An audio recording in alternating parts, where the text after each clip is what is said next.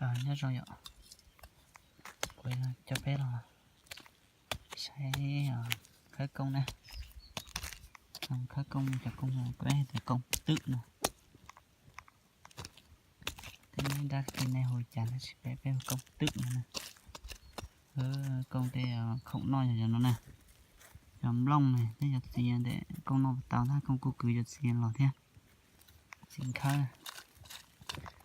nè, ở thì cà phê suốt.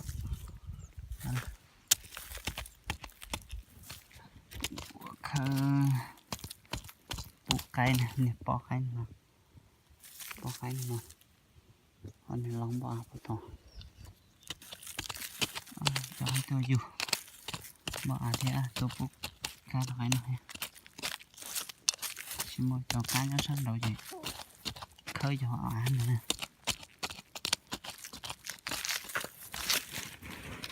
Dù cái gì để tao khơi công cho nó bỏ cây theo. Cái theo tao đây no cái theo chị yếu nè. Giờ một project tạm bỏ nó thế mà. Thực bản rồi giờ thế từ khẩu tàn này nhé, chả nó lọt tới lít tơ có rất đau cân vào lấy thế này xong này mà nhân tử đó là cái tin nào chữ nó nữa kia rồi nó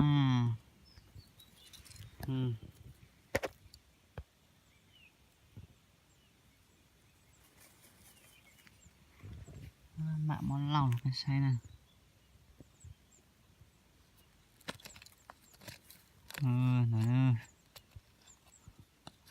nó tụi nó lo rồi tụi ta nó lo nè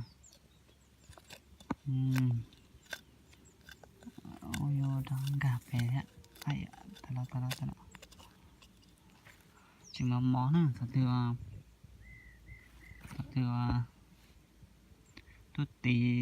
tôi tí mà tôi lo nữa cho cá này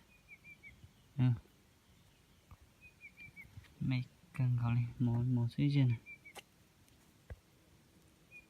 cho nó mà tôi tí mà cũng bỏ lại cho nó kín nó thế nào thay dù khu chỉ tao nó được để gì theo cá theo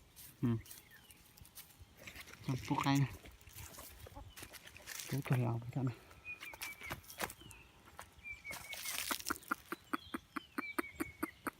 tận bọ mạnh cá thật tài nhở.